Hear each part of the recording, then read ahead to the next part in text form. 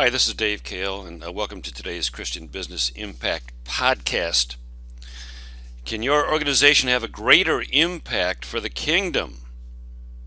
That's the question.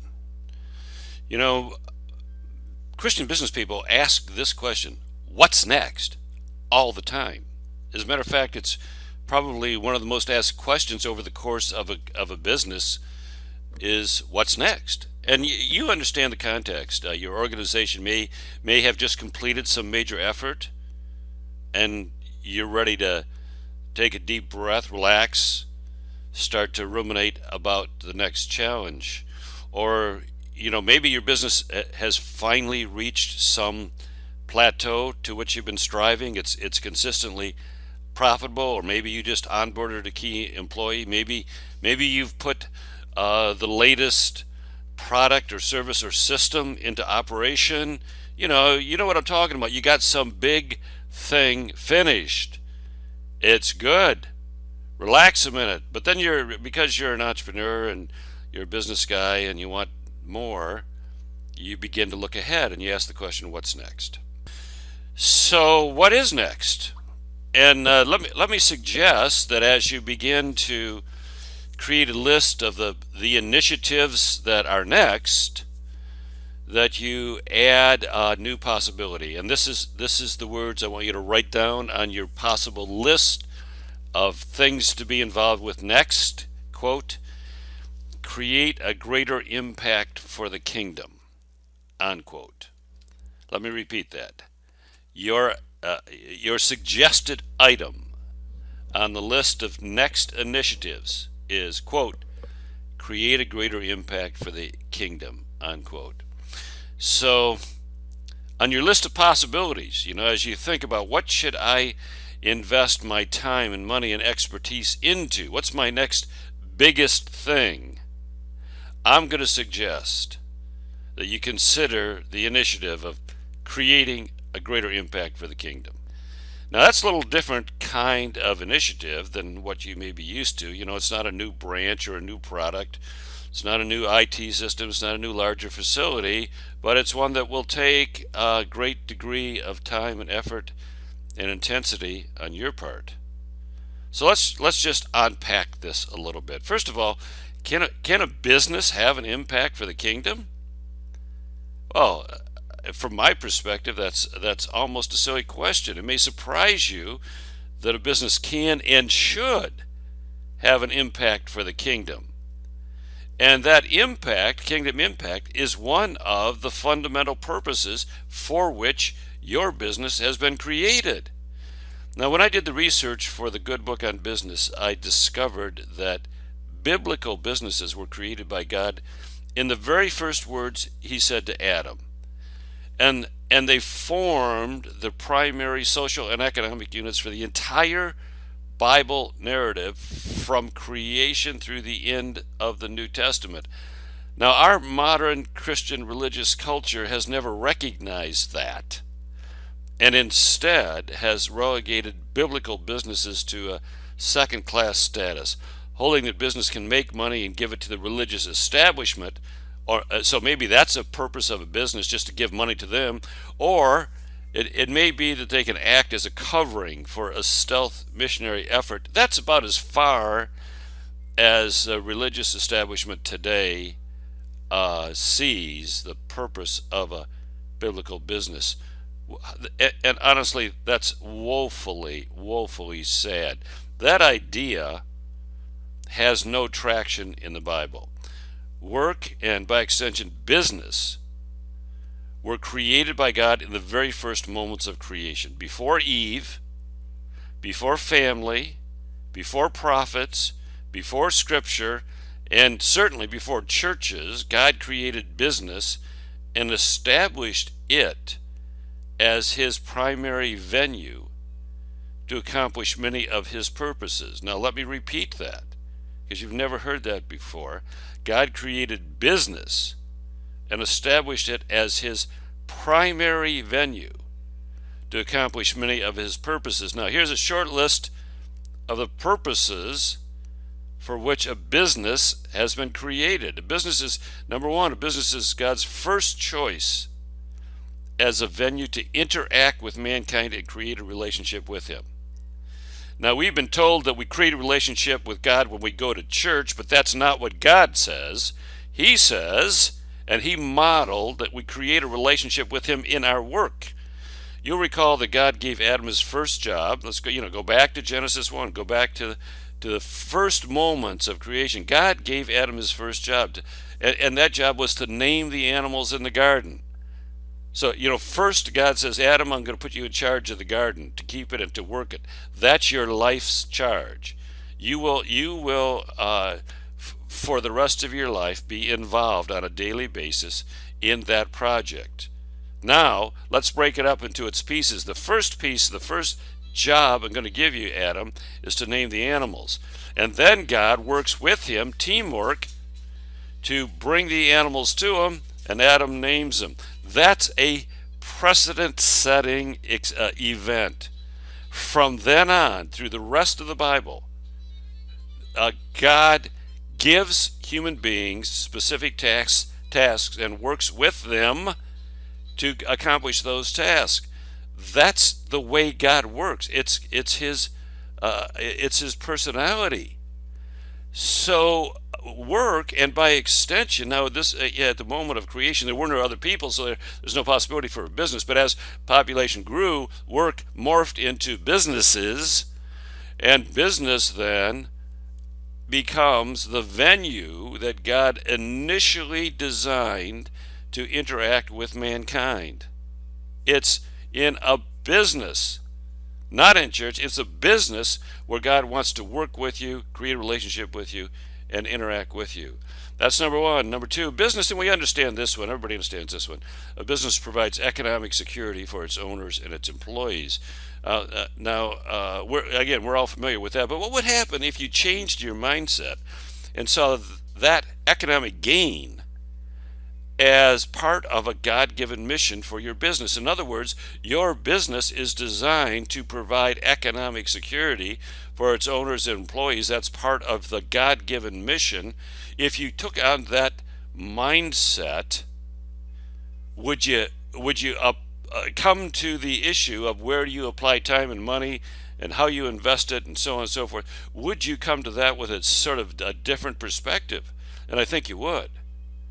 I think you would see economics as a mission for your business. Just as a reminder, in the parable of the bags of gold, the master rewarded the servants for increasing his holdings. He rewarded them with additional responsibilities and a closer relationship with him. And that parable, of course, is designed to teach us about God's view on investing in businesses. As we grow our business, God rewards us with more responsibility and a closer relationship with him, just as in the parable. So that's number two. Number three, a business builds the faith of the owners and its key people. In other words, a business is God's mechanism, his venue for building faith. It's no coincidence that Abraham, the legendary example of faith, was also one of, if not the largest business owner in the Bible. The ups and downs of constant challenges and decisions that come with growing a business forced Abraham to rely on God. He built a huge business, and during the time that he built that business, he had no family other than his wife Sarah. He had no children. So he spent. You can imagine if you're a single proprietor and you don't have a great deal of family responsibilities, where are you going to spend a lot of your time? It's in your business. So Abraham probably spent a lot of time building his business and at the same time building his faith. God did not ask him to sacrifice his son Isaac until Abraham was a very old man of extremely rich faith and incredibly large holdings in a business sense. He grew his faith in sync with his business. Now, there's not a business person out there who doesn't understand that the ups and downs and the challenges and the decisions that come with growing a business push you into a greater relationship with God, more faith. It's the mechanism that God has put in place. So your business builds faith. I mean, that's a part of its purpose. Here's another one. A business is God's first choice as a venue for the manifestations of spiritual gifts. Now, we understand spiritual gifts are supernatural abilities that given to us by God for specific purposes. Okay, the first two examples of spiritual gifts in the Bible occur in business environments. Let's go back to the very first example that we see of a spiritual gift in operation when Joseph was given the gift to interpret dreams. If you recall, he's in jail. One of the people said, "Can you interpret the dream?" And Joseph said, "I cannot interpret dreams, but God can. So tell me your dream, because I got His power in me." And he did. And eventually, that initiated a sequence of events, which led to Joseph being the CEO of Pharaoh's vast business. Maybe at that time, Pharaoh's business may have been the largest in the world. You know, he bought and stored and sold grain, built buildings, etc., etc., harnessed, maybe a big part of the population to that economic entity, and that was Joseph was.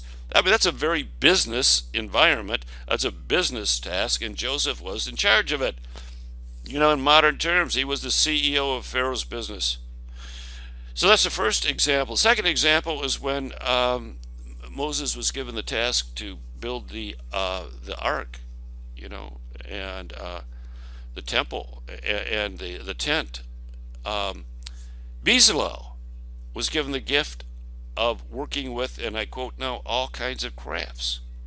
He was a craftsman, and it was Bezalel who was given the charge to actually build the Ark of the Covenant and all of the decorations and accoutrements to the tent.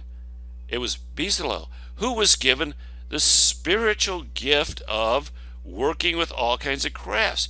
He was a craftsman.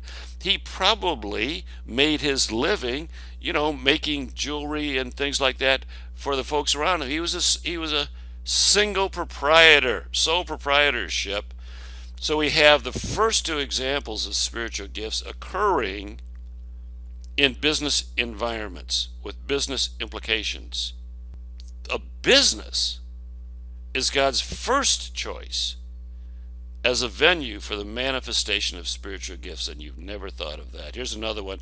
Just one more. We're not going to go through all of them, but here's another one. Business can be a conduit for God's blessings of salvation. And you'll recall that Lydia, in the New Testament now, in the book of Acts, Lydia, a businesswoman, was converted to Christianity and brought her whole business with her.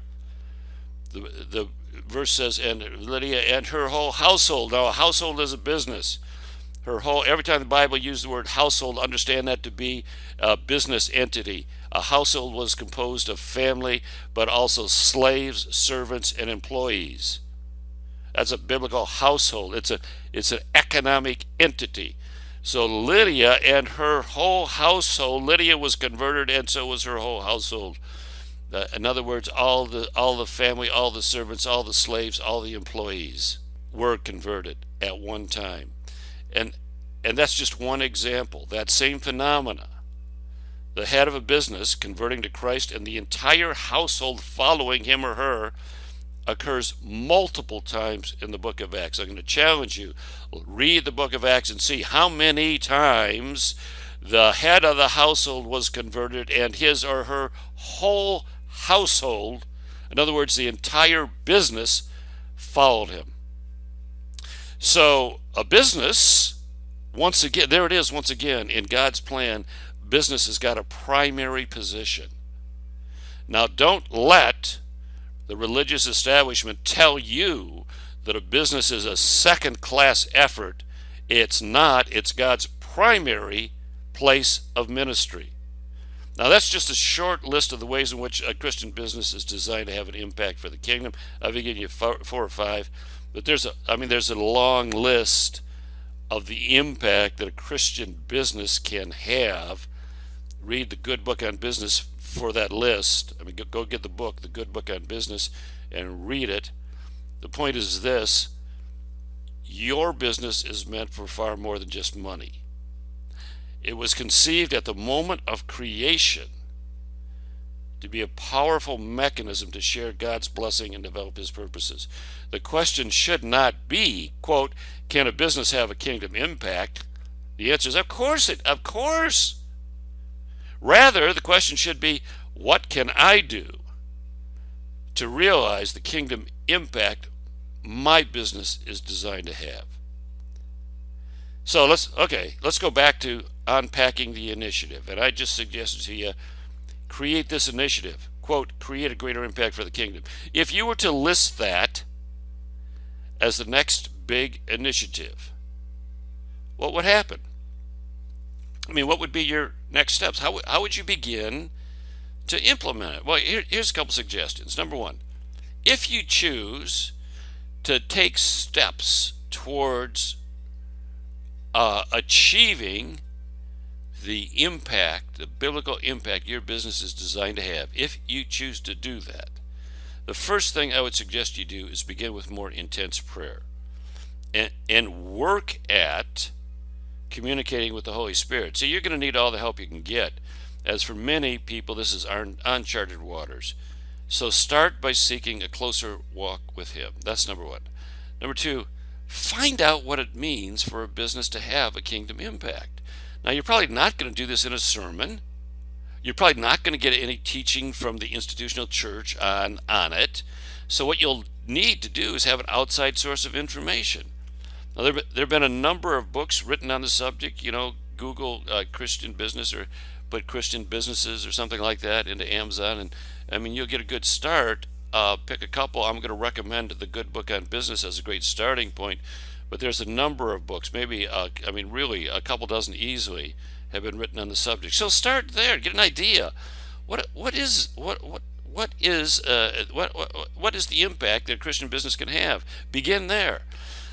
Number three, gather a support system. Now, find some like-minded Christian business people to support you in this effort. You may already have some executives with whom you can share the vision. Great.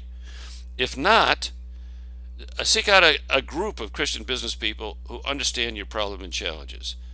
Probably the small group at church is probably not going to be it, because it's probably not composed of business people. See, you want Christian business people around you who have that business perspective and the business mindset.